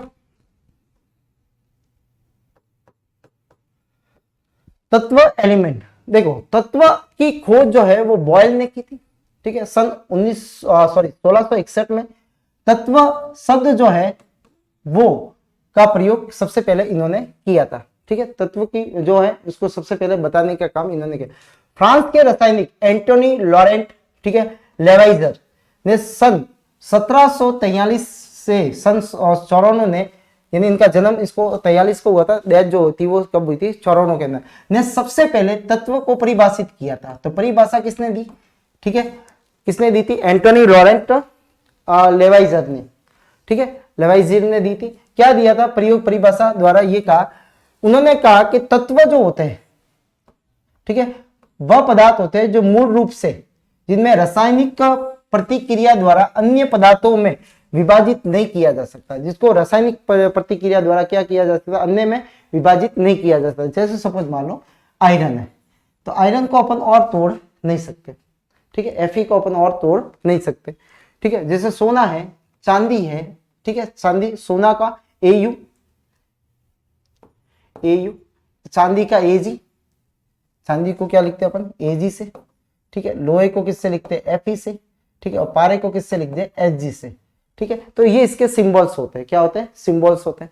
आधुनिक आवर्त सारणी में कुल 118 तत्व है, कितने हैं, 118 तत्व है, जिसमें से 92 तत्व जो है वो यूरेनियम जो आता है 92 पे आता है, और 92 के बाद में जितने भी डिस्कवर हुए, जिनको बनाया भी गया है, ठीक है, इनको पैरा यूरेनियम क्या बोलते हैं, तत्व कहा जाता है, पैरा यूरेनियम तत्व कहा जाता है, जो 92 के बाद में डिस्कवर, जिनको बनाया गया है। तत्व 3 तरह के प्रकार के होते हैं, ठीक है, धातु, अधातु और उपधातु, ठीक है। तो तत्व कितने प्रकार के होते हैं, 3 तरह के, एक तो होता है धातु, दूसरा होता है अधातु, और तीसरा जो होता है वो होता है उपधातु। सबसे पहला है धातु, जिसको बोला जाता है मेटल, क्या बोला जाता है, मेटल, ठीक है। मेटल के अंदर आपको एक चीज याद रखनी है कि मेटल वे होते हैं, देखो मेटल चमकदार होते हैं, विद्युत के सुचालक होते हैं, ठीक है, इसके अंदर एक कठोर होते हैं, ठीक है, कैसे होते हैं, कठोर होते हैं, इनका गलनांक और कथनांक दोनों उच्च होता है, ठीक है। उसके अंदर क्या होते हैं, ताप के भी क्या होते हैं, सुचालक होते हैं, ठीक है। और मेन चीज जो होते हैं धातु वे होते हैं जो क्या करते हैं, इलेक्ट्रॉन त्याग करके, ठीक है, वे तत्व जो रासायनिक अभिक्रिया में धन आयन देते हैं, क्या देते हैं, धन आयन देते हैं। जैसे आप Zn है, ठीक है, Zn क्या करता है, अपने में से 2 इलेक्ट्रॉन का त्याग कर देता है, तब क्या बन जाता है, ये Zn +2 बन जाता है, ठीक है। इसका मतलब ये क्या है, धातु है, क्या है, धातु है। जैसे आप देखोगे कि Fe जो है वो भी क्या करता है, जो Fe जो है वो +2 आ जाता है जब 2 इलेक्ट्रॉन का त्याग करता है, इसको बोला जाता है फेरस। 2 होते हैं तो क्या बोला जाता है, फेरस, 3 होते हैं तो बोला जाता है फेरिक, ठीक है। अगर Fe+3 है तो इसको बोला जाता है फेरिक, क्या बोला जाता है, फेरिक। आप देखोगे सोना है, चांदी है, तांबा है, लोहा है, ठीक है, ये सारे जो पदार्थ जो है, और भी बहुत सारे हैं, ठीक है, जो क्योंकि इनको अपन आगे अपन देखेंगे मेंडल जो पीरियोडिक टेबल है उसके अंदर, ठीक है। सोना है जिसको बोलेंगे अपन Au, सॉरी, चांदी को बोलेंगे Ag, तांबे को बोलेंगे Cu, ठीक है, इनके सिंबल जो है वो सोने के होता है Au, ठीक है, चांदी का होता है Ag, तांबे का होता है Cu, और इसका होता है Fe, ठीक है। तो ये जो है वो सारे क्या है, मेटल है, क्योंकि ये धनायन बनाते हैं, क्या बनाते हैं, ये सब में प्लस आएंगे। अधातु वे तत्व जो रासायनिक अभिक्रिया द्वारा क्या बनाते हैं, ऋण आयन बनाते हैं। और ऋण आयन कब बनते हैं, इलेक्ट्रॉन के ग्रहण करने से, ये इलेक्ट्रॉन को ग्रहण करने से क्या बनते हैं, ऋण आयन बनते हैं। इलेक्ट्रॉन जब ग्रहण करते हैं तो क्या बनते हैं, ऋण आयन बनते हैं, ठीक है। कार्बन है, हाइड्रोजन है, ऑक्सीजन है, ठीक है, क्लोरीन है, जैसे क्लोरीन है, क्लोरीन क्या करता है, जब प्लस में एक इलेक्ट्रॉन को जब ग्रहण करता है तो क्या बनता है, Cl- बनता है, ठीक है। तो ये जो है वो क्या है, अधातु। तो क्लोरीन हुआ, ठीक है, सल्फर हुआ, कार्बन हुआ, ठीक है, फ्लोरीन हुआ, क्लोरीन हुआ, ब्रोमीन हुआ, आयोडीन हुआ, ठीक है, ये किस में आते हैं, अधातु के अंदर आते हैं, ठीक है, क्योंकि ये सब इस पे माइनस चार्ज होता है, यानी ऋण आयन होते हैं, ठीक है। धन आयन कब बनते हैं, इलेक्ट्रॉन के त्याग से, इलेक्ट्रॉनों का त्याग होता है तब परमाणु में से तो क्या बनते हैं, वो धन आयन में परिवर्तित हो जाते हैं। और कोई जो परमाणु जो है वो अगर क्या करता है, या तत्व जो है वो इलेक्ट्रॉन को जब ग्रहण करता है तो वो किस में बदल जाता है, ऋण आयन के अंदर बदल जाता है। तो जितने भी ऋण आयन है वो क्या होते हैं, मोस्ट ऑफ, ठीक है, क्या होते हैं, अधातु होते हैं। और जितने भी मोस्ट ऑफ क्या होते हैं, धन आयन होते हैं, वो क्या होते हैं, धातु होते हैं। नेक्स्ट है उपधातु। उपधातु वे तत्व जो धातु और अधातु दोनों की तरह क्या करते हैं, या दोनों के गुण रखते हैं, दोनों के गुण है, ठीक है, तो वो उपधातु कहलाती है। जैसे एंटीमनी है, Sb जिसको लिखते हैं अपन, ठीक है, बोरोन है, ठीक है, सिलिकॉन है, ये उपधातुओं के अंदर आते हैं। यानी अगर आप देखने जाओ तो इनको क्या क्या रखा जाता है, इनमें धातु और धातु दोनों के गुण पाए जाते हैं, इसलिए इनको क्या रखा गया है, उपधातु के अंदर रखा जाता है। ठीक है, नेक्स्ट जो है वो है यौगिक कंपाउंड। देखो, जब दो या दो से अधिक तत्वों के परमाणु आपस में निश्चित अनुपात में सहयोग करते हैं तो अणुओं का निर्माण करते हैं। ठीक है, तो वो क्या कहलाते हैं, यौगिक कहलाते हैं। जैसे सपोज मान लो आप देखोगे जल है तो H2O है, तो इसमें दो हाइड्रोजन है और निश्चित अनुपात है, इनका अनुपात कैसा होगा, निश्चित होगा। फिर आप देखोगे HCl है जिसको बोलेंगे हाइड्रोक्लोरिक एसिड। ठीक है, तो वो क्या है, ये भी क्या है, निश्चित अनुपात के अंदर जुड़े हुए, एक हाइड्रोजन है और एक क्लोरीन होगा। ठीक है, उसके बाद में नाइट्रोजन, ठीक है, नाइट्रोजन ऑक्साइड जो है, ठीक है, ठीक है, और ये भी क्या, और नाइट्रोजन डाइऑक्साइड। ठीक है, ये मोनोऑक्साइड है और 2 आएगा तो डाइऑक्साइड हो जाएगा। इनमें इनको बांटा गया है। फिर आप देखोगे इनको फिर वापस ये दो प्रकार के होते हैं, यौगिक जो होते हैं उनको दो प्रकार के अंदर बांटा गया। एक तो होते हैं कार्बनिक यौगिक। कौन से होते हैं, कार्बनिक यौगिक होते हैं, जिनको ऑर्गेनिक का कंपाउंड कहा जाता है। ठीक है, ये अपन पढ़ चुके हैं। यौगिकों के अंदर मुख्य कार्बन व हाइड्रोजन से बने हुए होते हैं। ठीक है, उनको बोला जाता है कार्बनिक यौगिक। क्या बोला जाता है, कार्बनिक यौगिक। और इनमें 3 परमाणु होते हैं, CHO मेन होता है और एक क्या होता है, ऑक्सीजन होते हैं। इसमें कार्बोहाइड्रेट, वसा, मोम, प्रोटीन्स जिनको अपन पढ़ चुके हैं। ठीक है, तो ये प्रोटीन, मोम वगैरह जो ऑर्गेनिक कंपाउंड जो होते हैं वो उसके अंदर CHO हाइड्रोकार्बन बोला जाता है। इनको हाइड्रोजन और कार्बन से मिलकर बने हुए रहते हैं। अकार्बनिक यौगिक वे यौगिक जिनमें कार्बन हाइड्रोजन बंद नहीं होते हैं, जिनके अंदर कार्बन हाइड्रोजन बंद नहीं होते हैं, ये अजैविक स्रोतों से जैसे खनिजों से प्राप्त होते हैं, इनको अकार्बनिक पदार्थ कहा जाता है। जैसे है कैल्शियम कार्बोनेट। सपोज मान लो कैल्शियम कार्बोनेट, तो ये कैसे बना, CaCO3 होता है। ठीक है, कैल्शियम कार्बोनेट बोलते हैं इसको, कैल्शियम कार्बोनेट। क्या बोला गया इसको, कैल्शियम कार्बोनेट। ठीक है, अब इसका फॉर्मूला ये कैसे बनता है, तो कैल्शियम पे देखो वैलेंसी जो होती है वो 2 होती है, कार्बोनेट पे वैलेंसी होती है वो 3 होती है, कार्बोनेट पे कितनी होती है, 2 होती है। ठीक है, अब ये इनको बोला, जब देखो एक होते हैं आइंस, ये होते हैं आइंस, ये क्या है, आइंस है, कैल्शियम आइंस है। ठीक है, लेकिन अगर आइंस में देखें कि अगर 1 से ज्यादा या 2 से ज्यादा क्या होते हैं इनके अंदर परमाणु होते हैं, तब इनको क्या बोला जाता है, मूलक बोला जाता है। क्या बोला जाता है, मूलक या रेडिकल बोला जाता है। क्या बोला जाता है, रेडिकल। तो ये क्या है, रेडिकल। एक परमाणु है तब तो आइंस है। ठीक है, 1 से ज्यादा है तो क्या है, मूलक है। अब इसके 2 जो है वो या लिखते हैं, इसके भी 2 या लिखते हैं। इनको या लिखेंगे, इसको या लिख देंगे, पक्षांतर कर देंगे इसको। ठीक है, तो इसके नीचे इसमें भी क्या आ जाएंगे, 2 आ जाएंगे। ठीक है, और इस पे भी क्या आ जाएंगे, 2 आ जाएंगे। ठीक है, दोनों सेम है तो 2 से 2 कट जाएंगे। फॉर्मूला बनेगा क्या, CaCO3 बनेगा। ठीक है, इसी तरह से आप देखने चाहो तो अपन देखते हैं जैसे aluminium sulphate. Aluminium sulphate, aluminium की वैलेंसी होती है 3, इसकी होती है 2। ठीक है, 3 इधर लिखे, 2 इधर लिखे, 2 जाएंगे इसके नीचे, 3 जाएंगे इसके नीचे। ठीक है, तो एल्यूमिनियम के नीचे कितना आएगा, 2। SO4 के नीचे जो आएगा वो कितना आएगा, 3 आएगा। SO4 के नीचे, तो इसको बोला जाता है एल्यूमिनियम सल्फेट।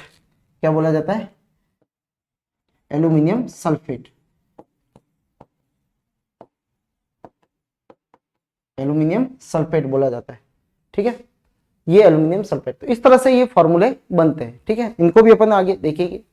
ठीक है, तो यहाँ पे ये कह रहा है कि जो अकार्बनिक पदार्थ होते हैं, तो इसके अंदर देखो ये कैल्शियम है, इसमें कई हाइड्रोजन कार्बन बॉन्ड नहीं होता है। कैल्शियम इसको कार्बोनेट बोलेंगे, कैल्शियम ऑक्सीक्लोराइड बोलेंगे। ठीक है, और इसको NaCl या सोडियम क्लोराइड बोलेंगे। इसको बोलेंगे कैल्शियम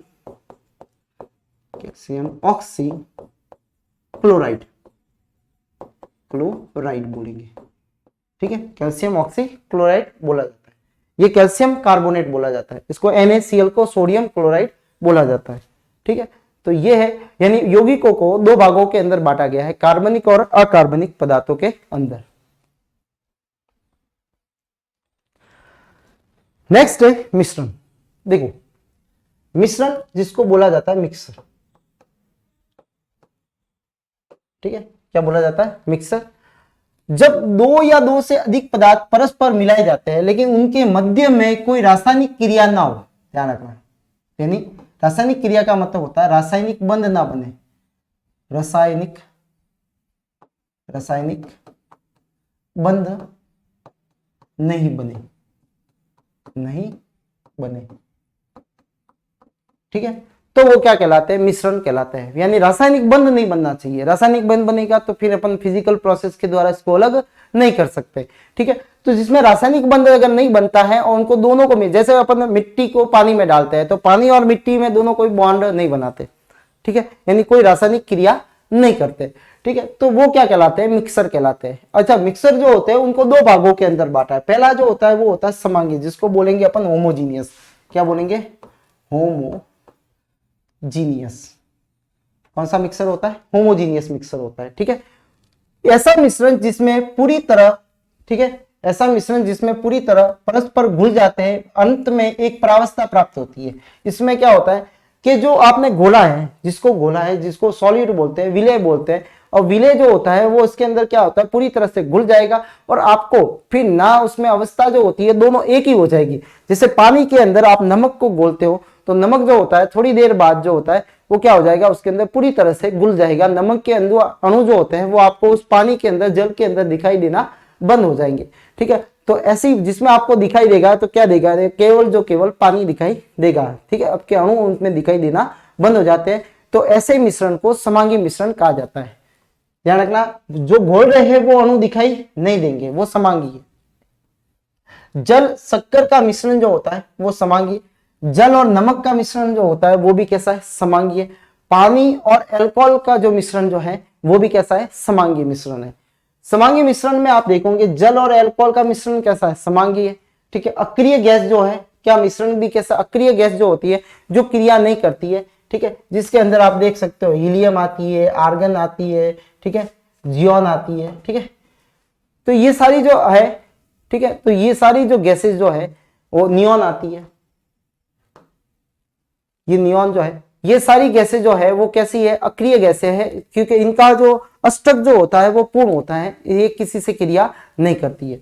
नेक्स्ट जो है वो में मिश्रण, मिश्रण में आता है पीतल, ठीक है, पीतल है, कांस्य है, गन मेटल है, ये मिश्र धातु है जिनको एलॉय कहा जाता है। क्या कहा जाता है, एलॉय, एलॉय कहा जाता है, ठीक है, मिश्र धातु जिसमें समांगी मिश्रण होता है। कैसा होता है, समांगी मिश्रण, इसकी परिभाषा भी है, दो या दो से अधिक धातुओं के समांगी मिश्रण को से बनने वाली जो धातु है उनको मिश्र धातु या एलॉय कहा जाता है, ठीक है, होमोजीनियस मिक्सर होता है। नेक्स्ट जो है, तो ये समझ में आ चुका होगा कि भाई जैसे जो अपन बोल रहे हैं, जिनको आपस में मिला रहे हैं, उन दोनों की अवस्था एक जैसी हो, या आपको कोई पता नहीं लगे कि किसको किस में घोला गया है या किस किस को घोला गया है, तो उसको क्या बोला जाएगा, समांगी मिश्रण कहा जाएगा, ठीक है।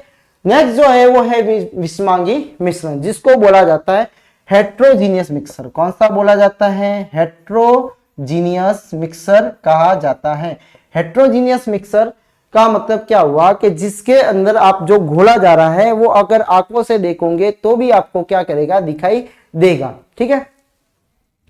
ऐसा मिश्रण जिसमें घटक पूर्ण मिश्रित विलय नहीं होते हैं, अर्थात पदार्थ जो होते हैं वो अलग अलग प्रावस्था में दिखाई देंगे। जैसे मैंने आपका सिंपल सा एक एग्जांपल है, जल को मिट्टी में अगर, ठीक है, मिट्टी को अगर जल के अंदर मिश्रण किया जाता है तो अब मिट्टी के कण जो होते हैं उसके पानी के अंदर आपको आसानी से दिख जाएंगे, ठीक है। तो ऐसा मिश्रण जिसके अंदर सॉल्यूट के पार्टिकल्स या विलय के कण जो होते हैं वो अगर आसानी से दिख जाते हैं, ठीक है, आप उसमें पता लगा सकते हो, आप उसमें सेपरेशन कर सकते हो कि ये मिट्टी है और ये पानी है, ठीक है, तब आपको वो क्या, कौन सा मिश्रण कहलाएगा, विषमांगी मिश्रण कहलाता है, ठीक है। रेत और सल्फर के अंदर, रेत में लोहे का बुरादा है, दाल और चावल है, तेल और जल है, ठीक है, ये सारे जो मिश्रण जो है वो कौन से होते हैं, विषमांगी होते हैं। यहाँ तक एयर जो है, वायुमंडल के अंदर जो वायु जो है वो भी कौन सा मिक्सर है, कौन सा मिक्सर है वो भी, क्योंकि उसमें भी धूल के कण जो होते हैं वो अपने को आसानी से दिख जाएंगे, ठीक है,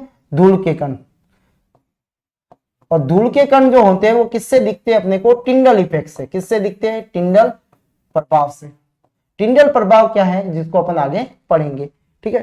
दूसरा जो है दूध, ध्यान रखना, कई बार सवाल पूछा भी जा सकता है, इंपॉर्टेंट भी है कि दूध कौन से टाइप का मिक्सर है। तो दूध जो है वो है विषमांगी टाइप का मिक्सर। देखो दूध में आपको विषमांगी टाइप का कौन सा मिक्सर है, विषमांगी, क्योंकि ये भी क्या शो करता है, टिंडल इफेक्ट। अब देखो मैं आपको सामान्यतः टिंडल इफेक्ट को परिभाषित कर देता हूं कि टिंडल इफेक्ट क्या होता है।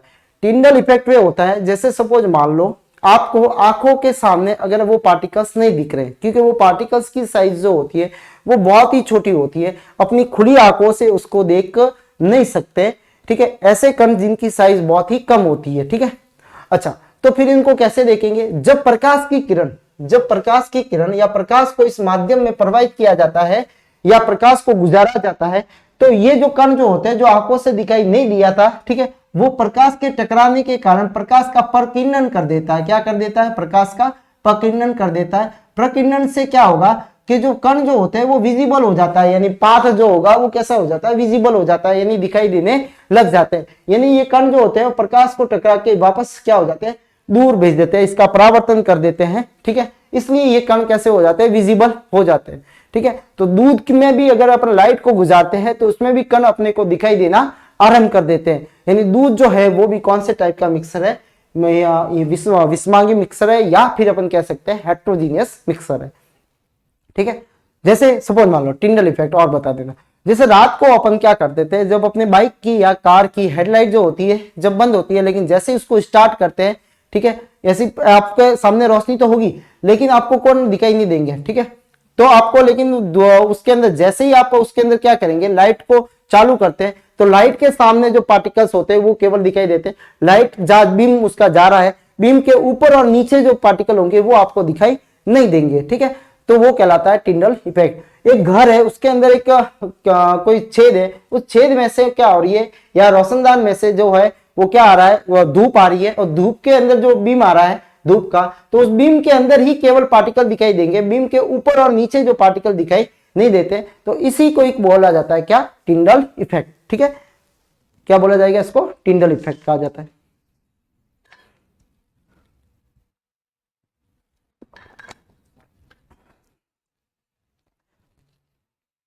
तो मिश्रण जो होते हैं या मिक्सर जो होते हैं वो दो प्रकार के होते हैं, समांगी और विषमांगी, होमोजीनियस और हेट्रोजीनियस।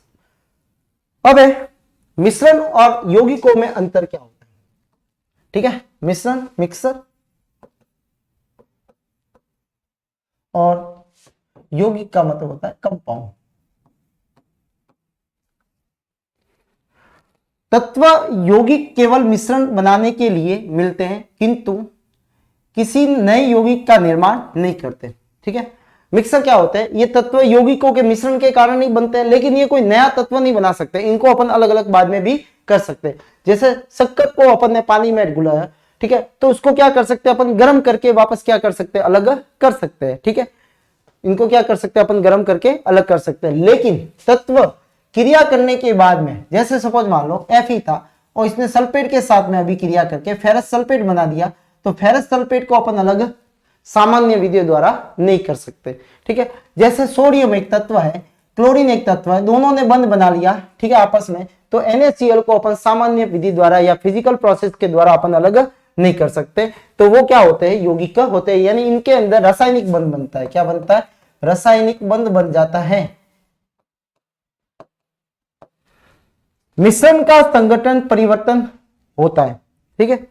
नए पदार्थ का संगठन सदैव स्थायी रहता है। इसका क्या, जो भी पदार्थ बनेगा उसका कैसा होगा? संगठन। संगठन का मतलब होता है कि भाई ये जो Fe है ये फिक्स होंगे, ठीक है। Fe एक होगा, ऐसे होगी, एक होगा, ऑक्सीजन जो होगी वो 4 होगी। मिश्रण उसमें उपस्थित घटकों के गुणधर्म को दर्शाता है। मिश्रण जो होगा वो उसके गुणधर्म, जो उसके अंदर जो घटक है उसके गुणधर्म को दर्शाता है। लेकिन जो तत्व जो ये यौगिक बनते हैं वो पूरे के नए पदार्थ के गुणधर्म को दर्शाते हैं। जैसे Fe की प्रॉपर्टी अलग होगी लेकिन फेरस सल्फेट की अलग होगी। सोडियम की सोडियम अगर अकेला ले तो वो पानी के अंदर क्या होता है? बहुत ही ज्वलनशील होता है, इसको कहाँ रखा जाता है? केरोसिन में डुबा के रखा दिया जाता है, ठीक है। क्लोरीन जो है वो भी एक क्या है?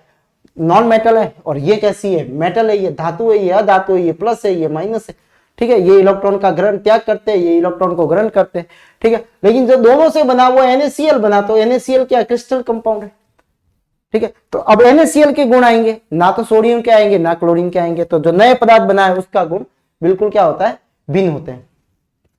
घटकों में भौतिक विधियों द्वारा इसको क्या किया जाता है? सुगमता से इसको पृथक किया जा सकता है।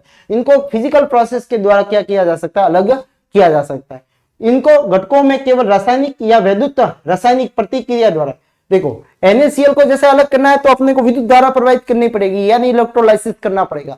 इलेक्ट्रोलाइसिस में क्या होगा, जब विद्युत धारा प्रवाहित करेंगे तो ये जो होंगे वो टूट जाएंगे Na+ में और Cl- में। तो इनको रासायनिक प्रोसेस के द्वारा क्या किया जाता है, अलग किया जाता है। ठीक है, इनको भौतिक विधियों के द्वारा अपन अलग नहीं कर सकते, किनको, यौगिकों को। ठीक है, तो भौतिक विधियों के द्वारा इनको अलग नहीं कर सकते, लेकिन जो मिश्रण होता है उनको आसानी से अलग किया जा सकता है। ठीक है, तो ये अंतर जो है वो इनके अंदर है।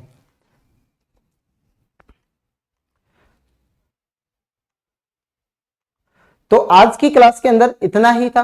ठीक है, तो अपन ने जो है वो आज की क्लास के अंदर ये पढ़ा कि प्रकाश जो पदार्थ जो है या मैटर जो है, ठीक है, इसको मैटर कहा जाता है, पदार्थ को मैटर जो है। ठीक है, मैटर और उसकी प्रकृति क्या होती है। तो मैटर में आपको बताया कि इनके अंदर जो आणविक बंध जो होते हैं, बल जो होता है उसके आधार पे इनको ठोस, द्रव, गैस, ठीक है, और प्लाज्मा और बोसोन आइंस्टीन कंडेंसेंट के नाम से इनको 5 अवस्थाओं के अंदर डिवाइड किया। ठोस में अणु पास पास होते हैं, ठीक है, दाब नहीं लगाया जा सकता।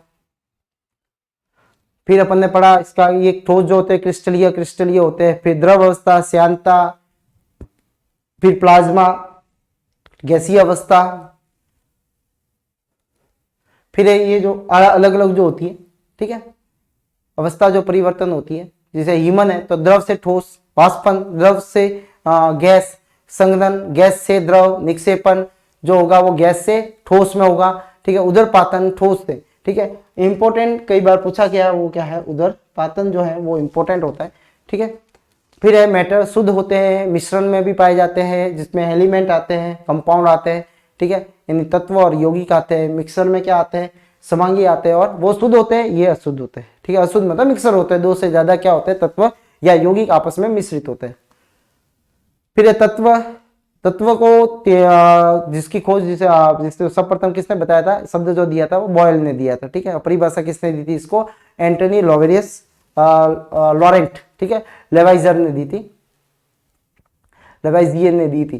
ठीक है, धातु, अधातु, उपधातु। ठीक है, धातु धनायन, अधातु ऋणायन।